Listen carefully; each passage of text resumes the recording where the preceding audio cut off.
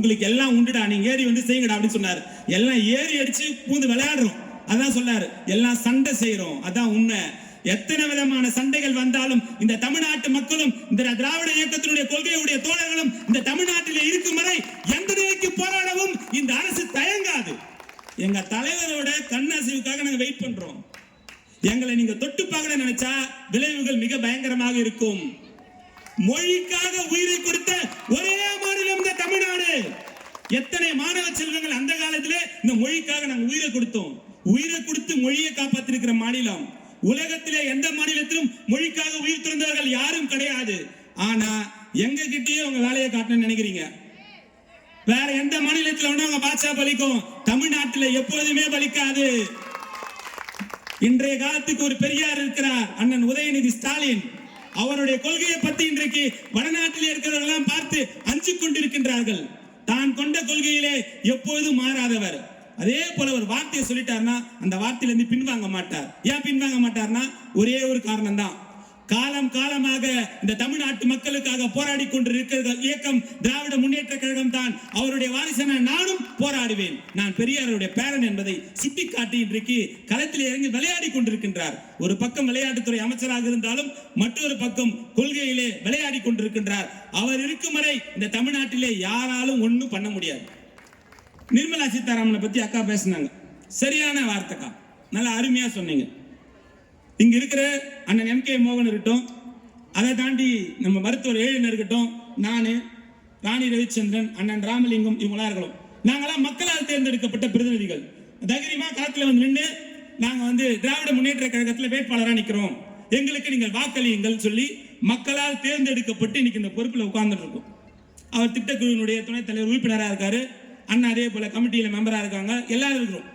ஆனால் கொல்லப்புற வழியாக வந்து இன்றைக்கு நிதியமைச்சராக உட்கார்ந்து கொண்டு நானும் தமிழச்சி என்று சொல்லிக் கொண்டு பசுத்தோல் போர்த்திய புலி போல இன்றைக்கு தமிழ்நாட்டை அடகு வைத்து விட்டு நீங்களும் இந்தி படிக்கத்தான் வேண்டும் என்று தமிழர்களை பற்றி தவறாக பேசிக் கொண்டிருக்கின்ற நிர்மலா சீதாராமன் உடனடியாக பதவி விலக வேண்டும். நீங்க உண்மையான தமிழச்சின்னு சொன்னா அதை செய்யுங்க. ஆனா நீங்க உண்மையான தமிழச்சி இல்ல, நான் அப்புறம் நிறைய பேச வேண்டியது இருக்கும், வேணாம், அதோட அதை முடிச்சுப்போம். அதை தாண்டி சொல்றாரு தர்மேந்திர பிரதான், சொல்றாரு என்ன சொல்றாரு, நேற்றைக்கு நாடாளுமன்றத்தில் பேசும்போது முன்னாடி அதை விட பேசுறப்ப சொல்றாரு, என்ன சொல்றாரு, ஒரே ஒரு கருத்து தான் சொல்றாரு. என்ன சொல்றாருன்னு கேட்டாக்கா, தமிழக மக்கள் அநாகரிகமற்றவர்கள். அதை பேசும்போது நம்ம மருத்துவர் குறிப்பிட்டார், தமிழக மக்கள் அநாகரிகமற்றவர்கள். ஆம், நாங்கள் அநாகரிகமற்றவர்கள் தான். ஏனென்றால் இந்தியாவிற்கே முன் உதாரணமாக உங்களுக்கு எப்படி உடை அணிய வேண்டும் என்பதை முதலாக தென்னகத்திலிருந்து தான் உருவெடுத்து கொடுத்தோம். அதெல்லாம் நாங்கள் அநாகரிகமற்றவர்கள்.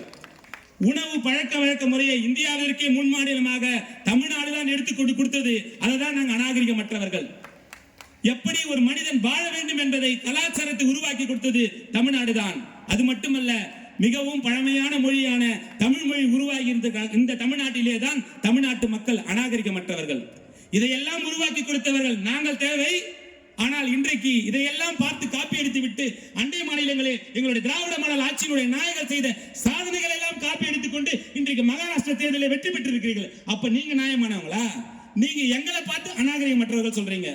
அதுலயும் ஒரு வேலை சொல்லிட்டு என்ன பண்றாரு, அடுத்த அரை மணி நேரத்தில் ட்விஸ்ட் அடிக்கிறார். என்ன சொல்றாரு, நான் மன்னிப்பு கேட்க தயார்.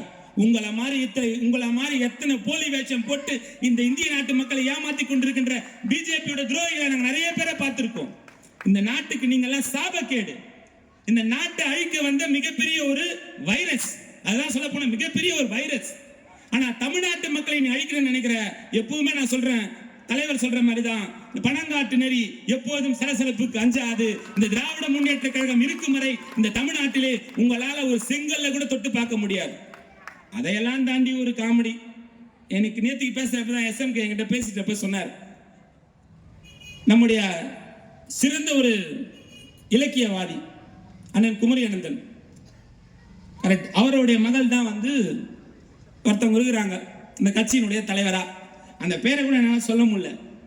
வாய் நிறைய அழகான்னு கூப்பிடுற இந்த தமிழிசையின் பேரை வச்சுக்கிட்டு மும்மொழி கொள்கைக்காக துண்டு பிரசுரத்தை கொடுத்து கொண்டிருக்கிறார் என்று சொன்னால் தயவு செய்து அவர் பெயரை மாற்றிக்கொள்ள வேண்டும். அதான் நானும் படிச்சேன், அதான் நானும் சொல்ல வந்தேன், மாற்றிக்கொள்ள வேண்டும். இல்லைன்னா நம்ம வச்சிருவோம் இந்தி இசை, அவங்க தமிழ் இசை வேணாம் இந்தி இசைன்னு வச்சிருவோம். எதற்கு நான் சொல்கிறேன் என்று சொன்னால், தமிழிசை என்ற பெயரை வைத்துக் கொண்டு உங்களுடைய தந்தையார் மிக சிறந்த ஒரு இலக்கியவாதி, முத்தமிழறிஞர் கலைஞர் மீது அளவற்ற பற்று கொண்டவர், நம்முடைய கழக தலைவர் தளபதியார் மீது மிக நெருக்கமாக கொண்டவர்.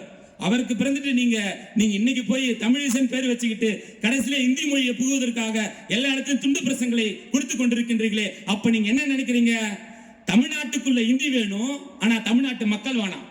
ஆமா, உங்களுக்கு தமிழ்நாட்டு மக்கள் வேணாம் தான் நானே சொல்றேன். தமிழ்நாட்டு மக்கள் வேணாம், தமிழ்நாட்டு மக்கள் வேணாம்னு முடிவு பண்ணதாலதான் உங்களை நடந்து முடிந்த நாடாளுமன்ற தேர்தலிலே 40 தொகுதியிலும் திராவிட முன்னேற்ற கழக தலைமையான இந்திய கூட்டணி வெற்றி பெற்றிருக்கிறது. இதற்கு என்ன